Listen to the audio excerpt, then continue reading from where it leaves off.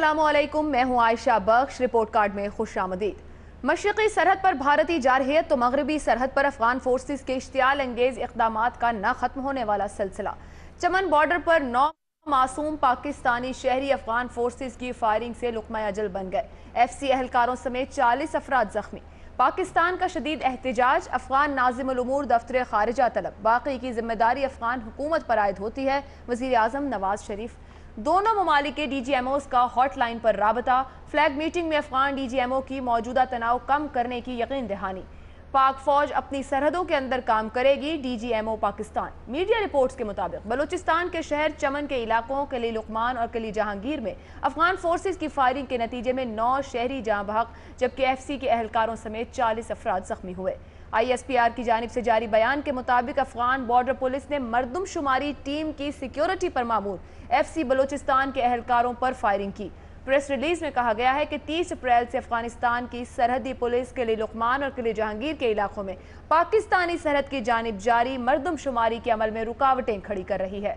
Afghan forces की तरफ से इश्तियाल अंगेज कार्रवाई एक ऐसे वक्त में की गई है जब पाकिस्तान और अफगानिस्तान के माबैन कशीदगी कम करने के लिए आला सतह पर राबते जारी हैं। क्या ये कार्रवाई ताल्लुकात को मामूल पर लाने की कोशिशों को सबोताज करने की दानिस्ता कोशिश तो नहीं? टाइमिंग बहरहाल बहुत अहम है। एक जानिब जा रहे भारत और अब अफगानिस्तान, क्या ये पाकिस्तान को दबाव में लाने की कोशिश तो नहीं? सवाल ये भी है कि अगर ड्यूरेंट लाइन को तस्लीम ना करना मकसूद है तो मेज पर आने की बजाय जंगी माहौल पैदा करने का मकसद क्या है? इसी पूरे मामले पर पैनल से सवाल रखेंगे। पैनल के साथ खास तौर पर इस सवाल के लिए रहीमुल्लाह यूसुफजई साहब भी हमारे पैनल का हिस्सा है। अमजद शुएब, मजहर अब्बास, मारवी सरमद, इरशाद भट्टी, बाबर सत्तार और हफीजुल्लाह नियाजी साहब। रिपोर्ट कार्ड का पहला सवाल इसी मामले पर आप सबके लिए इस तरह से, अफगान फोर्सेस की जानिब से इश्तियाल अंगेजी, वजह क्या है? क्यों ये इश्तियाल फैलाया जा रहा है या इस तरीके से फायरिंग हो रही है? फोरम ओपन रखेंगे, ऑप्शंस आप देंगे कि क्यों अफगानिस्तान की जानिब से ये इश्तियाल अंगेजी ऐसे वक्त सामने आ रही है। रहीमुल्लाह यूसुफजई साहब। जी बिल्कुल, ये एक सिलसिला है जो काफ़ी अरसे से जारी है। कभी चमन में इस तरह का वाक़या होता है बॉर्डर के ऊपर, कभी तोरखम में, कभी कुर्रम एजेंसी में, कभी अंगूर अड्डा में। और मेरे ख्याल में ये जो ड्यूरेंट लाइन का मसला, बैनुल-अक़वामी बॉर्डर का मसला, अफगानिस्तान ने इसको मसला बनाया हुआ है। पाकिस्तान तो इसको मसला नहीं समझता। पाकिस्तान के ख्याल में ये मसला हल हो चुका है, ये बैनुल-अक़वामी बॉर्डर है। अफगानिस्तान की हुकूमत ऐसा नहीं समझती, वो बॉर्डर को नहीं मानती। और मेरे ख्याल में इस तरह के जब भी वाक़यात होते हैं तो शायद अफगान हुकूमत की ये कोशिश है कि इस बॉर्डर को मज़ीद मुतनाज़ बनाया जाए। ये दिखाया जाए कि यहाँ पर पाकिस्तानी अफ़वाज जो है वो अफगानिस्तान के इलाके में दाखिल हो गई हैं। आज भी जो वाक़या हुआ तो अफगान हुकूमत का कहना है कि ये जो मरदमशुमारी पाकिस्तानी हुकाम कर रहे हैं ये अफगानिस्तान के इलाके में है। अब ये जो 2 वहाँ पे गांव हैं कि एक किली लुकमान है, एक किली जहांगीर है चमन के करीब, तो ये तो पाकिस्तानी इलाका है। और वहाँ के जो रहने वाले हैं इन देहात के, तो वो अपने आप को पाकिस्तानी समझते हैं और इसीलिए वो मरदमशुमारी में हिस्सा ले रहे हैं। तो ये अफगानिस्तान की हुकूमत ने जारहियत की है, इन्होंने बॉर्डर को मज़ीद मुतनाज़ बनाने की कोशिश की है। अगर उनका ख्याल है कि ये बॉर्डर मुतनाज़ है तो फिर इसके लिए बातचीत होनी चाहिए, सफारती तरीके इस्तेमाल करने चाहिए।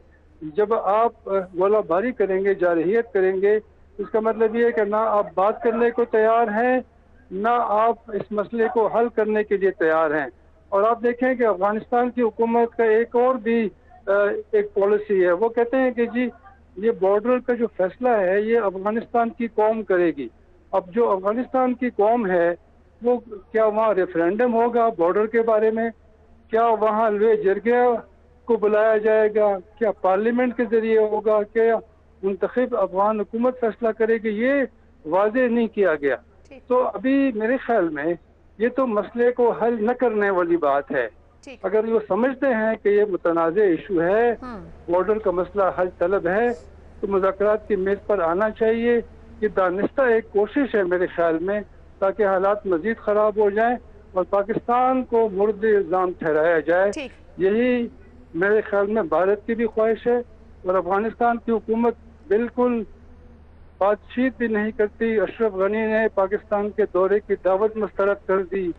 और पाकिस्तान ने 3 डेलीगेशन भिजवाए, 2 फौजी, 1 सियासी रहनुमाओं का, उससे भी बात नहीं ठीक, बनी। रहीमुल्ला यूसुफजई आर्मी साहब, चीफ ने बहुत बहुत 2 बार शुक्रिया, टेलीफोन आपने किया। इस सवाल के लिए तो हमें लगता ज्वाइन किया यह है है। कि अफगानिस्तान की बहुत शुक्रिया। रहीमुल्ला यूसुफजई साहब कह रहे हैं कि ड्यूरेंट लाइन को मुतनाज़ बनाने की कोशिश कर रहे हैं और बातचीत और मुज़ाकरात भी नहीं करना चाह रहे हैं। अमजद शुएब साहब, क्या अफगानिस्तान वही रवैया अपना रहा है जो भारत अपनाए हुए है पाकिस्तान के साथ?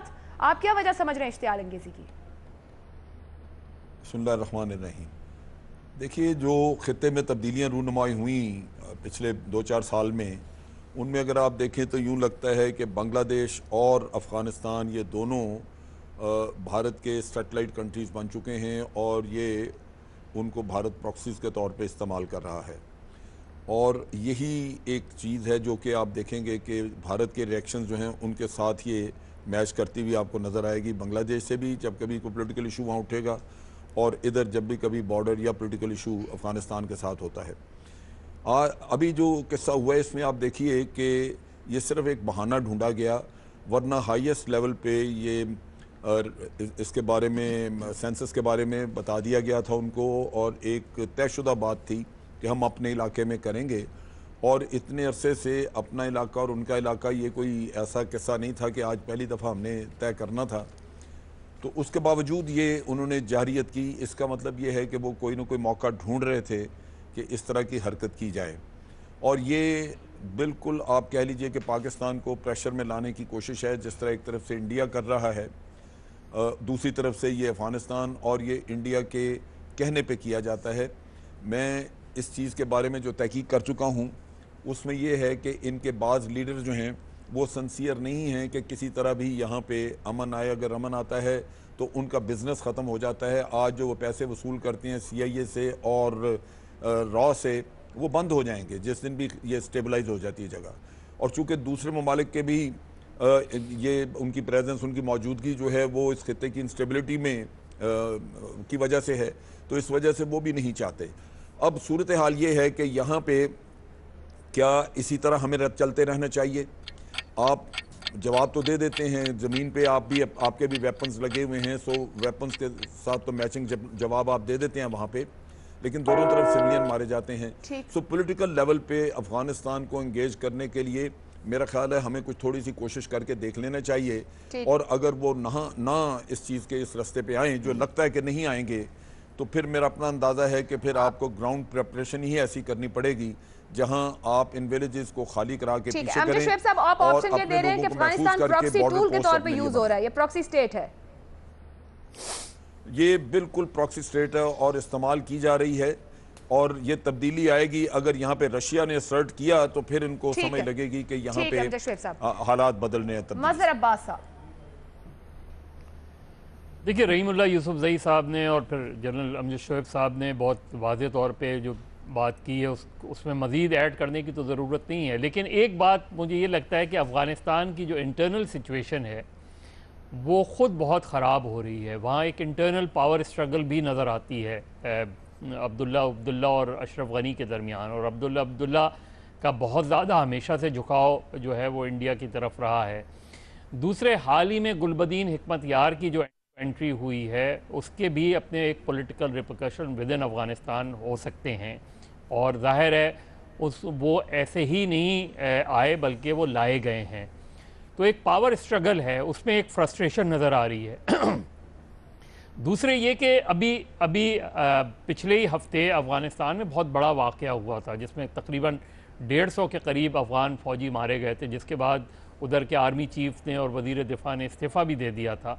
तो वहाँ एक जो अंदरूनी सूरत हाल है वो बहुत ज़्यादा ख़राब होती नज़र आ रही है। और उनके पास इसके सिवा कोई, अफ़गान गवर्नमेंट के पास एक्सक्यूज़ नहीं है कि वो पाकिस्तान को मूरद इल्ज़ाम ठहरा के वहाँ कुछ इस तरह की कार्रवाई करके अटेंशन को डाइवर्ट किया जाए।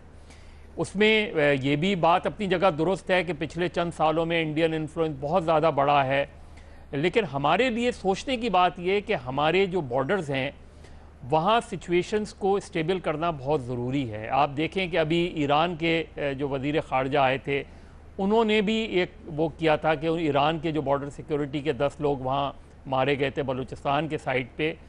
तो ये जो हमारी सूरत हाल है इसमें बहुत अफ़गानिस्तान की जो इंटरनल सिचुएशन है उसका बहुत ज़्यादा अमल दखल है इस सिचुएशन में, और इंडिया के साथ उनका क्योंकि एक अलाइंस है, एक अनहोली सा अलाइंस है, इसलिए वो दोनों बॉर्डर्स को, ईस्टर्न और वेस्टर्न बॉर्डर को इंगेज रखना चाहते हैं।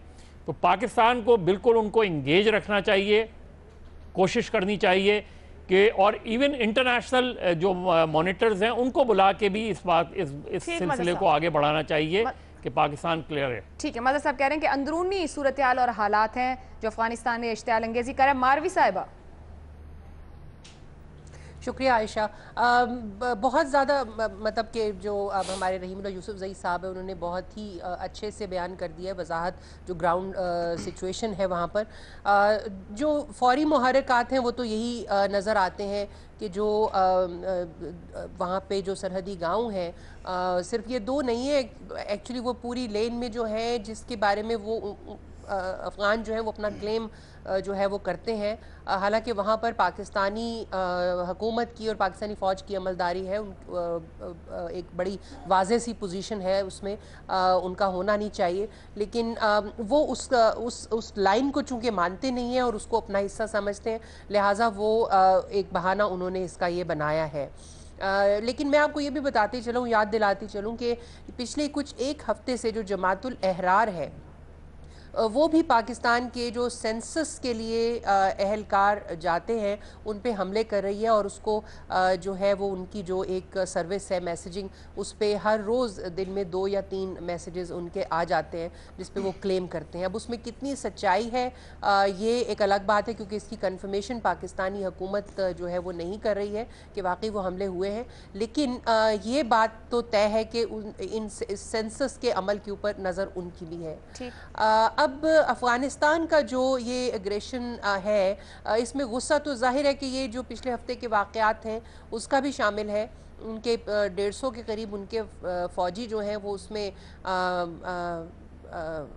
हलाक हुए हैं, और जो जिन्होंने इसकी रिस्पॉन्सिबिलिटी कबूल की है उनके बारे में समझा यह जाता है, ख्याल ये किया जाता है कि वो पाकिस्तान की सरजमीन पर हैं। तो मेरा ये ख्याल है कि बजाय इसके कि हम अपनी इस बॉर्डर को मज़ीद ख़राब करें, इस सिचुएशन को, और अपनी हार्ड पावर वहाँ दिखाने की कोशिश करें, मेरा ख्याल है कि वेस्टर्न बॉर्डर तो एक ऐसी जगह है जहाँ पे हमें हर सूरत में अमन के क़याम की कोशिश आप अफगानिस्तान की जानिब से ऑप्शन क्या ले रही, वो इश्तियाल अंगेज़ी अपने यहाँ हुए वाक़यात की वजह से कर रहा है?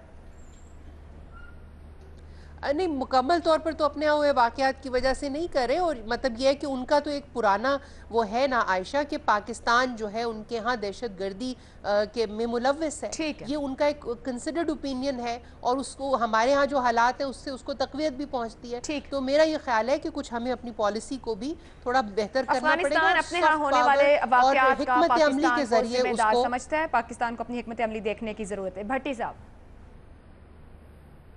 बड़ी अजीब सी बात है कि आज मैं हैरान हुआ और रहीमुल्लाह यूसुफज़ई साहब और बाकी सारे पैनलिस्ट पे कि अजीब व गरीब सी है भाई। 48 से अफ़गान सरज़मीन पाकिस्तान के ख़िलाफ़ इस्तेमाल हो रही है। पहले रशिया, पहले रूस, अफ़गानिस्तान और भारत थे। 9/11 हुआ, रशिया फ़ाल हुआ, तो फिर अमेरिका और भारत और अफ़गानिस्तान मिल गए।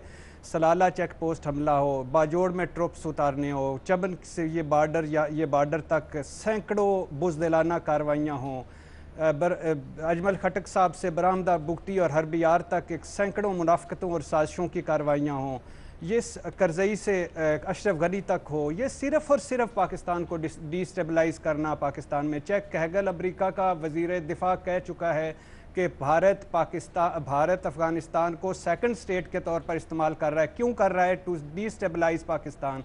एहसानुल्लाह एहसान का इंटरव्यू जो बदकिस्मती से नहीं चला, उसमें वो सब कुछ बता चुका है कि किस किस तरह किया गया है, क्या हम ले रहे हैं, कौन से सफारती हल, कौन सा पॉलिटिकल हल। जब बदर होता है, जब ओहद होता है तो कोई सफारती हल नहीं होता, जब बका का मसला होता है कोई सफारती हल नहीं होता। ये जो 1100 इराक़ के डिक्लेयर्ड एजेंट बैठे हुए हैं अब काबुल में, ये जो 24 के करीब कौंसल खानों की शक्ल में इराक़ के दफ्तर खुले हुए हैं, ये 1200 जो खाद के लोग भारत में तरबियत ले रहे हैं, ये जो $1 अरब दिया है मोदी ने भारत उसको अफगानिस्तान को, ये 5 साल का असला जो लेके दे रहा है रशिया से उसकी अफगानिस्तान फौज को, तो ये किस लिए दे रहा है? ये उससे प्यार आ गया है या उसको पता चला है भगवान ने एक और बच्चा दिया जिसका नाम अफगानिस्तान है? नहीं, ये इसलिए ले रहा है कि पाकिस्तान को डिस्टेबलाइज करना है, पाकिस्तान को तोड़ना है, पाकिस्तान के अखंड भारत का है। और ये सारा इसलिए इसमें जो पाकिस्तान फौज कर रही है बहुत अच्छा कर रही है, अफगानिस्तान के अंदर तक जा रही है, बॉर्डर सिस्टम मैनेजमेंट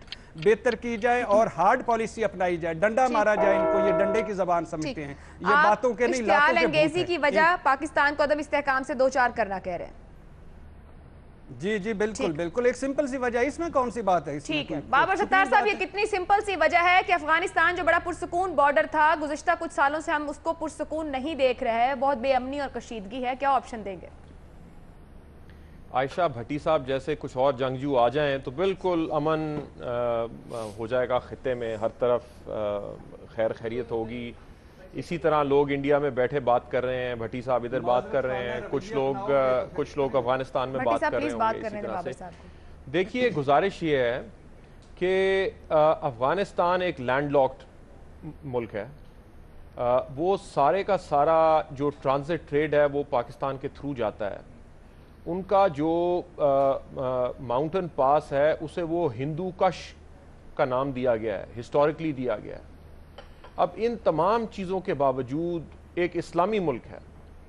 अच्छा, जितनी उनकी लीडरशिप है वो अक्सर या उनकी फैमिलीज पाकिस्तान में रही हैं या वो ख़ुद पाकिस्तान में रहे हैं, बहुत सारे लोग यहाँ से पढ़े हैं। बेशक वो कारज़ई प्रेसिडेंट कारज़ई हों, वो थोड़े अरसे बाद पाकिस्तान को बुरा भला कहना शुरू कर देते हैं। बेशक वो अरशफ गनी हों जो शुरू में आए थे तो बड़ा उन्होंने कहा कि मेरा ख्वाहिश है कि पाकिस्तान के साथ ताल्लुक़, वो थोड़े अरसे बाद बुरा भला कहना शुरू कर देते हैं। तो अच्छा, आप अगर अफगान को मिलते हैं कॉन्फ्रेंसेस में तो इतनी विशियसली वो पाकिस्तान के बारे में बात करते हैं, कोई पैरानॉइड आपको महसूस होते हैं कि उनका ख्याल है कि हर बुराई की जड़ वहाँ पे जो है वो पाकिस्तान और पाकिस्तान से आगे ऐसा है, हर गलत काम वहाँ पे हम करवा रहे हैं, तो हम इसे पैरानॉया समझ लेते हैं। लेकिन वो फिर क्या हमारी पॉलिसी फेलियर है कि इतनी अफगानिस्तान की हमारे ऊपर डिपेंडेंस हो और उसके बावजूद जिस तरह भट्टी साहब ने बयान किया पिछले 70 सालों से वो हमारे खिलाफ ही कंस्पायर करते चले जा रहे हैं। और हमारी फिर पॉलिसी क्या हुई और इसकी क्या सक्सेस हुई कि हमने वहाँ पे जहाद भी लड़े 80s के अंदर, हमने वहाँ पे हुकूमतें भी बनाई, हमने बाकी सब कुछ भी किया, और फिर भी इंडिया जो दूर बैठा हुआ है वो अफगानिस्तान को हमारे खिलाफ इस्तेमाल कर लेता है। तो मेरा ख्याल है कि थोड़ी सी हमें नजरसानी करनी चाहिए। बेशक अफगानिस्तान की सारी गलती होगी, लेकिन हमारी पॉलिसी के क्या फेलियर्स हैं जिसकी वजह से हम ये इन्फ्लुएंस बिल्कुल लूज कर बैठे हैं अफगानिस्तान में। मेरा ख्याल है इस पर हमें सोचना चाहिए। मेरे पास जवाब नहीं है कोई आपके लिए। बाबर सत्तार साहब कोई ऑप्शन नहीं ले रहे, लेकिन कह रहे हैं कि बेशक अगर अफगानिस्तान के अंदर 100% भी गलती हो, पाकिस्तान को अपनी हिकमत अमली की नाकामी को देखना है। न्याजी साहब, अगर अच्छा चले, न्याजी साहब के बाद मुझे 2 मिनट दीजिए। जी सर, न्याजी साहब। देखिए जी, वजह जो है ना, ये जो वाक़या है जैसे भट्टी साहब ने कहा, ये बहुत सारे वाक़यात में से एक वाक़या है। असल जो इसका क्रक्स है वो ये है कि पाकिस्तान की रियासत को अंडरमाइन करने के लिए, इसको डिस्टेबलाइज करने के लिए एक बैनुल-अक़वामी सतह पे जो कुछ हो रहा है और मकामी सतह पे ये कुछ हो रहा है, उसका एक छोटा सा पर्त है। ये वाक़या तो मैं आपको ये बताता हुआ ये कि 7-8 दिन पहले पाकिस्तान की मरदमशुमारी की टीम वहाँ जाती है, जो कि पाकिस्तान के वो गाँव ऐसे हैं कि आधा ट्राइब इधर रहता है, आधा ट्राइब उधर रहता है। वहाँ पे पाकिस्तान की जो एक नॉर्मल टीम होती है, एक आध फौज का जवान और बाकी 3-4 सिविलियंस, तो वहाँ के जो आम जो उनके बॉर्डर सिक्योरिटी फोर्स थी, उन्होंने उनको मना कर दिया। उन्होंने कहा जी हम आपको इसकी इजाज़त नहीं देंगे। उन्होंने कहा ये बेज़रर सी एक्सरसाइज है। उन्होंने कहा जी हमें 3 दिन दे दें, हम काबुल से पूछ के आपको बता देंगे। इस दौरान में उन्होंने कहा जी 3 दिन गुजर गए, कोई जवाब ना आया। तो पाकिस्तान से इन्होंने कहा जी आप डिप्लॉयमेंट कर दें वहाँ पे, और हमारा ख्याल है कि डिप्लॉयमेंट जब होगी तो हमें कुछ नहीं कहा जाएगा। जब ये डिप्लॉयमेंट करके दोबारा करने गए तो वहाँ पे उन्होंने ये सारा ड्रामा कर दिया। वो पहले से तैयार थे और वो कहते हैं ना कि वो ये काम करना चाहते थे, उस पर मसर थे। देखिए बात यह है कि ये क्यों हम भूलते हैं कि अफगानिस्तान के अंदर एक कठपुतली हुकूमत कायम है। हुकूमत क्या है? जब वहाँ पे पाकिस्तान के मुताबिक हुकूमत कायम हुई तो अमन था। ये हमें किसी को नहीं पता कि वहाँ पाकिस्तान अफगानिस्तान के बेहतरीन रिलेशन है जब तालिबान की हुकूमत रही है, वो जैसी तैसी थी। बाकी अगर वो हमारे खिलाफ साजिश कर रहे हैं तो पाकिस्तान को क्यों सदोकोप किया जा रहा है? पाकिस्तान का क्या कसूर है? ये इस वक्त अमेरिका $1 ट्रिलियन से ज्यादा खर्च कर चुका है।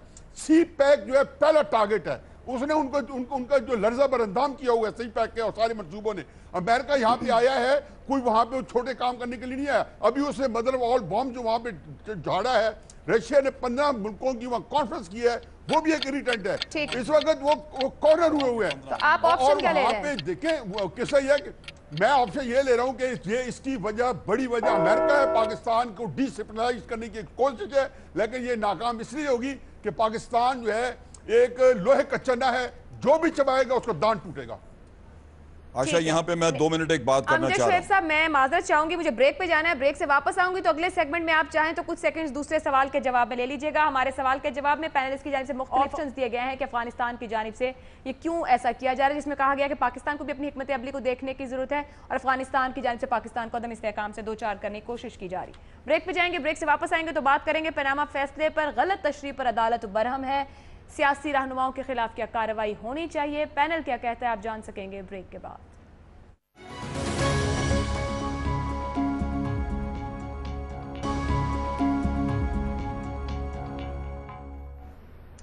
आज सुप्रीम कोर्ट के खुसूसी बेंच में पनामा अमल दरामद केस की समाअत के दौरान जस्टिस एजाज अफसल ने पनामा फैसले की गलत तशरीह पर बरहमी का इजहार करते हुए कहा कि एक सियासी रहनुमा ने कहा कि 5 जजेज ने वजीर आजम को झूठा कहा है।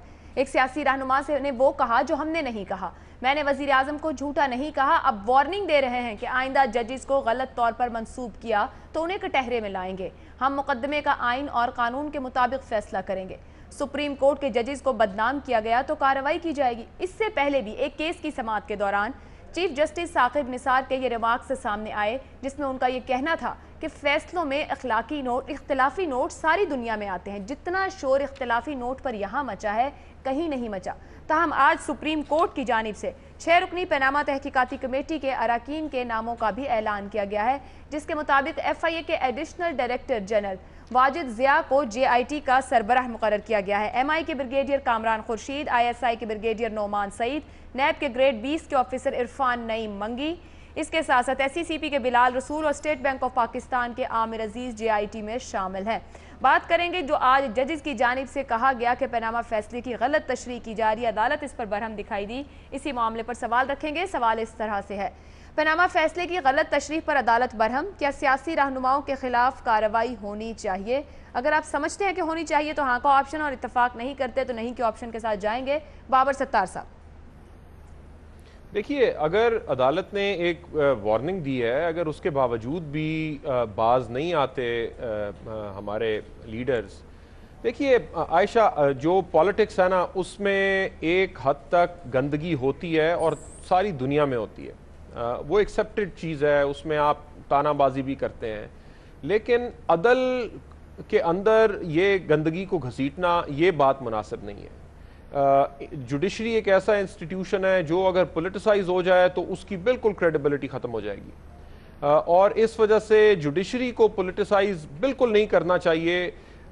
जुडिशरी ने खुद भी अपने लिए ये एक असूल वज़ा किया हुआ है कि हमें एक पॉलिटिकल क्वेश्चन डॉक्ट्रिन है कि पॉलिटिकल थिकेट या पॉलिटिकल चीज़ों के अंदर नहीं जाना चाहिए अदालत को, और अदालत केयरफुल होती है इन चीज़ों से, क्योंकि पॉलिटिक्स एक पार्टिजन चीज़ है, उसके अंदर पार्टिजनशिप होती है, ग्रुपिंग होती है। तो आधे लोग आपके खिलाफ होंगे जो आपके इस तरह के इंस्टीट्यूशंस हैं नेशनल, जिस तरह जुडिशरी है, तो वो उसका बड़ा नुकसान हो जाता है इस चीज़ में। और हमने ये पनामा के फैसले के बाद देखा, जरदारी साहब भी खड़े होकर फरमा रहे हैं कि जी अब तो जजों ने भी ये कह दिया, इमरान खान साहब भी फरमा रहे हैं कि 5 जज, उनकी जजमेंट्स हैं, बड़ी क्लियरली उन्होंने बात लिखी है। अगर उसमें कोई तशरीह तलब बात है तो जाके अदालत से तशरीह करवा लें, ठीक है, हम भी बैठ के अपनी अपनी इंटरप्रिटेशंस करते रहते हैं, लेकिन उनसे ये चीज़ मंसूब करना, तो अगर आप मंसूब कर रहे हैं तो फिर एक पब्लिक एक्सपेक्टेशंस बननी शुरू हो जाती हैं, और ये फिर अदालत को इम्प्लीमेंटेशन के मरहले में दोबारा से इन्फ्लुएंस करने वाली बात है कि आप कह रहे हैं जी 5 जजों ने ये बात कह दी। भाई, अगर 5 जजों ने बात कह दी और आप लोगों को एक बात बता रहे हैं, तो इम्प्लीमेंटेशन के अंदर अगर उनका फैसला मुख्तलिफ आएगा, फिर लोग बुरा भला तो अदालत को कहेंगे कि जी देखें पहले ये बात कही थी। सो इस वजह से केयरफुल, आप एट्रीब्यूट कोई गलत बात नहीं कर सकते, और अगर करेंगे तो फिर 204 आर्टिकल है कॉन्स्टिट्यूशन का जिसमें कंटेम्प्ट की पावर्स है कोर्ट के पास, और कोर्ट जो है वो फिर इस्तेमाल कर सकती है। तो आप हाँ का ऑप्शन ले रहे हैं? जी बिल्कुल, अगर आप गलत एट्रीब्यूट करेंगे अदालत के फैसलों को और गलत इस्तेमाल करेंगे और सियासी मकासद के लिए इस्तेमाल करेंगे तो बिल्कुल वो पावर्स, क्योंकि ये जजों की अपनी इज्जत बेइज्जती का मसला नहीं है, ये सुप्रीम कोर्ट की, जुडिशरी की और जस्टिस सिस्टम की क्रेडिबिलिटी का सवाल है। और वो क्रेडिबिलिटी अगर खत्म हो गई तो बस बात खत्म हो जाएगी। अदलिया की क्रेडिबिलिटी को खत्म ना किया जाए, सियासत ज़दा ना किया जाए, हाँ का ऑप्शन ले रहे हैं। मजहर अब्बास साहब, योर ओपिनियन? देखिए, आज़ाद अदलिया और जुडिशल एक्टिविज़म, इस बॉर्डर लाइन को ये डिफ़ाइन करना पड़ेगा और इसे अदलिया को ख़ुद डिफ़ाइन करना पड़ेगा।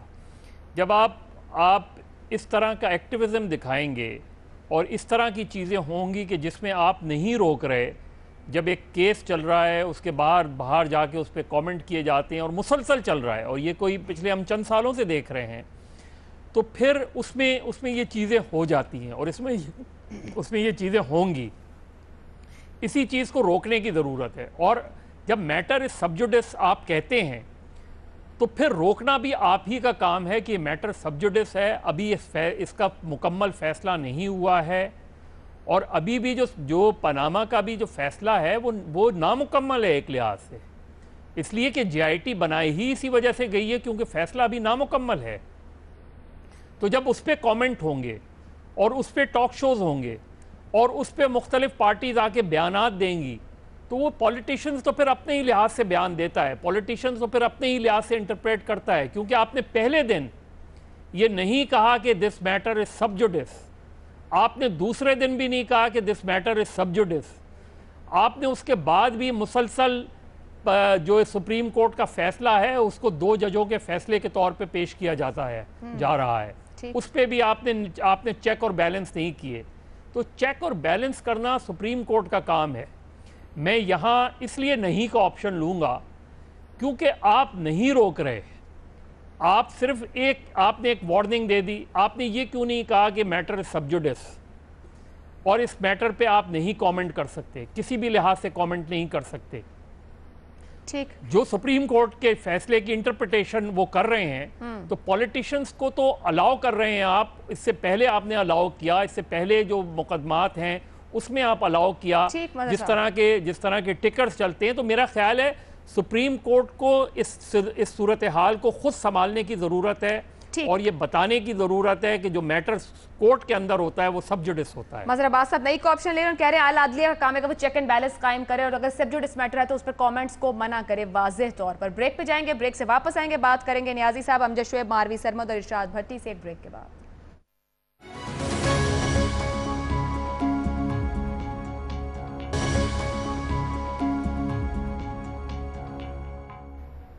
पनामा फैसले की गलत तशरीह पर अदालत बरहम, क्या सियासी रहनुमाओं के खिलाफ कार्रवाई होनी चाहिए? हफीजुल्लाह नियाजी साहब।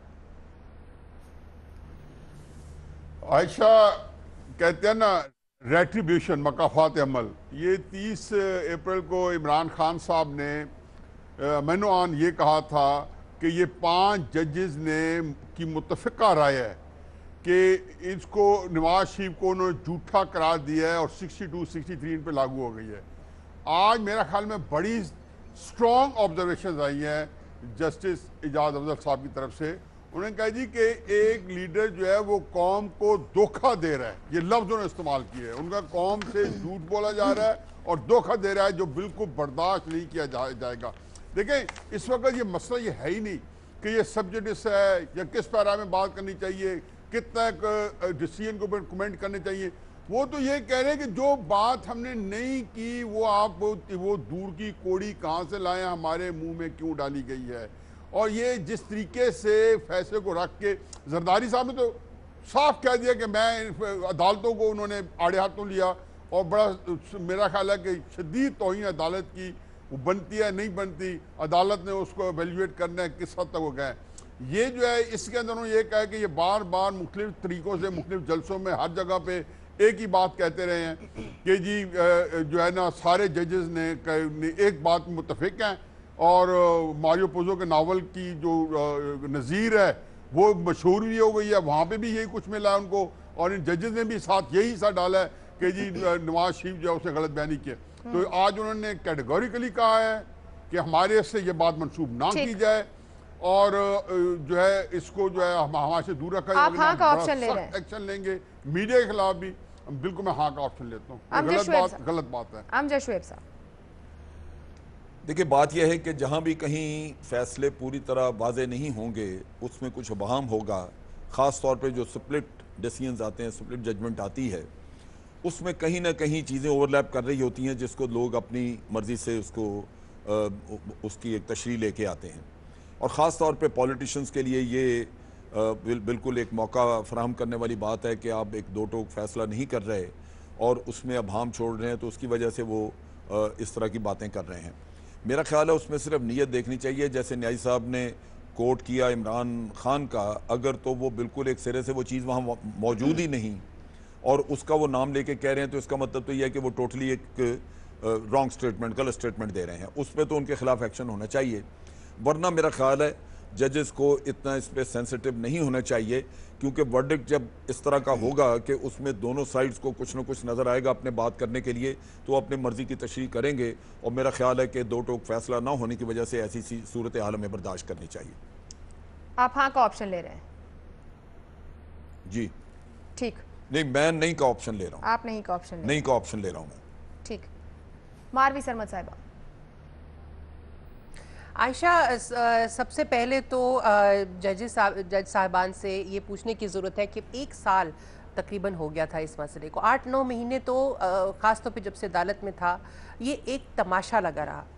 पूरे वक्त जो है अदालत के अहाते से दोनों पार्टियां जो हैं, मुख्तलिफ पार्टियां से जमातें जितनी जो भी इसमें थी पार्टियां इन्वॉल्व थी, वो सब की सब वहाँ से एक चीखो पुकार करती रहीं। अदालत के अहाते से मीडिया के ज़रिए जो है ये एक थिएटर पूरा वक्त हम लोगों ने, और इस कदर हिजान का शिकार रखा आवाम को कि वो उस वक्त सोचना चाहिए था कि ये किस चीज़ की इजाज़त दे रहे हैं, और वो उस वक्त पूरा वक्त अदालत जो है वो खामोश रही है और उन्होंने इसको खामोश रह के बढ़ावा दिया। दूसरी बात यह है कि आपका जो सवाल है उसके ऊपर मैं ना का ऑप्शन लेती हूँ, लेकिन इस प्रोवाइज़ो के साथ कि सियासतदानों को इंतहाई ज़िम्मेदारी का सबूत देना चाहिए जहाँ पर अदालती फ़ैसलों का ताल्लुक़ हो। इस तरीके से अपनी सियासत के लिए, अपने नैरो ऑब्जेक्टिव्स के लिए इस्तेमाल करना बिल्कुल गलत बात है, और ये मेरा ख्याल है कि इंसाफ के उसूलों पे और मुस्तकबिल में अदालती जो एक निज़ाम है उसकी क्रेडिबिलिटी जो है उसको कम करता है और आपकी अपनी क्रेडिबिलिटी को भी ठेस पहुंचाता है। लेकिन अदालतों ने इसको जो है वो किया। और मैं आपको एक बात और करना चाहती हूँ। देखें, ये सियासतदानों में से तो एक इमरान खान ने ये बात की है और PTI वाले कहते हैं ए चंड सानू नहीं पई, ए चंड जरदारी नू पई है, तो चंड तो जिसको मर्जी पड़ी हो। दोनों ने बात ये की है, लेकिन इनके अलावा जिस दिन से ये फैसला आया है, हर रोज़ शाम 7 बजे से लेके रात के 12 बजे तक टीवी चैनल्स पे, और हर टीवी चैनल इसमें शामिल है, उसके ऊपर इसी फैसले के ऊपर यही बातें होती हैं। और ये एंकर साहिबान जो लाडले हैं, हम हर वक्त ये 2-3 चैनल्स तो ऐसे हैं जिन्होंने इसी लाइन को पकड़ा हुआ है उस दिन से, तो उनके ऊपर क्यों नहीं बात हो रही? तो मेरा ये ख्याल है कि इस पे जज साहिबान को ज्यादा परेशान होने की जरूरत नहीं है। जब उन्होंने इजाजत दी थी तो अब ये भी बर्दाश्त करना होगा। जज साहिबान ज्यादा परेशान है और सियासतदान जिम्मेदारी का मुजाहरा करें। मारवी सरमद साहिबा नहीं का ऑप्शन ले रही हैं। भट्टी साहब, सबकी गुफ्तगू आपने सुन ली, क्या इन सियासी रहनुमाओं के खिलाफ कार्रवाई होनी चाहिए? जी देखिए, पहली बात तो ये है कि पनामा लीक एक बहुत बड़ा मुकदमा था और एक prime minister, sitting prime minister, उनके ख़ानदान के ख़िलाफ़ था कि वो सादक और अमीन हैं, उन पर करप्शन के इल्ज़ामात, उनको चैलेंज किया गया था। दूसरी बात है कि इसके पीछे 3 बड़ी सियासी पॉलिटिकल पार्टीज़ थीं बिलाशुबा वो सारी, और वो एक सियासी मुकदमा भी था। और लेकिन इसके बाद ये भी है कि जब मुकदमा चल रहा था तो अदालत से भी आवाज़ें आती थी कि ये सदियों याद रखे जाने वाला फ़ैसला होगा। और फिर उसके बाद जब फ़ैसला लिखा गया तो गॉड फादर से शुरू किया गया, तो वो उसने भी सियासी माहौल को काफ़ी गरमाया। लेकिन अगर शुरू से ही बॉल टू बॉल कमेंट्री रोक ली जाती, शुरू से ही एक ज़ाब्ता इखलाक बन जाता, शुरू से ही अदालत के बाहर लगी अदालतों पर पाबंदी लग जाती, तो आज जस्टिस एजाज अफजल को इतना सख्त लहजे में ना बोलना पड़ता। हालांकि ये भी बोलने की कोई ज़रूरत नहीं थी, वो अगर तीनों पार्टियों को बुला के चैम्बर में ज़ाब्ता इखलाक कह देते तो ये भी था। लेकिन बहरहाल और लेकिन ये जो इस सारी सिचुएशन ये इतनी ख़राब हो गई है कि आज एक और मुकदमे में जैसे इमरान खान के मुखालिफ वकील ने जब उसने कहा कि इमरान खान फ़ंड लेते हैं बाहर गैर मुल्कियों से, तो जज साहब ने कहा, अदालत ने कहा कि वो तो उनसे फ़ंड लेते हैं जो पाकिस्तानी है मगर उनके पास पासपोर्ट अमेरिकन हैं। तो इस पर वो वकील बोले कि जब उन्होंने इसलिए ये इनकी मुहिब्बल वतनी मशकूक है कि ये इनके पास इन्होंने अमेरिकन पासपोर्ट लेते हुए वहाँ से उनका हल्फ उठाया हुआ है। तो ये बहुत बड़ा सेंटेंस बोला है, बहुत बड़ी दिल आज़ारी की। 85 लाख से 1 करोड़ उन पाकिस्तानियों की जो हमसे ज़्यादा सेंसिटिव हैं, जो हमसे ज़्यादा मुहिब्बे वतन हैं, जो एवरेज 15 अरब डॉलर भेजते हैं पाकिस्तान में। तो अगर यही क्राइटेरिया है तो पिछले 30 साल से लिया तौसा पुल बनाता हमारा जो मुस्तकिल मिजाज वज़ीर आज़म है, उसकी फैमिली में भी ऐसे हैं, उसकी पार्टी में भी ऐसे हैं, उसकी हुकूमत में भी ऐसे हैं। तो मेरा ख्याल है कि ये रुकना चाहिए, ये ज़ाब्ता इखलाक बनना चाहिए और जो इसकी खिलाफ वर्जी करे उसको सज़ा मिलनी चाहिए। अदालत ने बिल्कुल ठीक कहा, लेकिन ये बहुत पहले हो जाना चाहिए था। आप हाँ का ऑप्शन ले रहे हैं? बहुत देर हो गई मगर अब भी है तो जी मैं बिल्कुल हाँ का ऑप्शन ले रहा हूँ, इसको रुकना चाहिए। इरशाद भट्टी साहब हाँ का ऑप्शन ले रहे हैं। पैनल में से 3 ने हाँ का ऑप्शन लिया, 3 की जानिब से नहीं का ऑप्शन लिया। रिपोर्ट कार्ड का पैनल 50-50 इस मामले पर, लेकिन ये जरूर बात की गई कि अदलिया में सियासत को ना लाया जाए, अदलिया के फैसलों में सियासत को ना लाया जाए और सियासतदान इंतहाई जिम्मेदारी का मुजाहरा करें। वहीं आला अदलिया को भी जरूरत है कि बॉल टू बॉल ये जो कमेंट्री जब होती है इसको रोका जाए, इसके ऊपर ज़ाब्ता बनाया जाए, वार्निंग दी जाए, चेक एंड बैलेंस कायम किया जाए। आज का प्रोग्राम आपने देखा, फीडबैक हमें भेज सकते हैं। मुझे इजाज़त दीजिए, अल्लाह हाफ़िज़।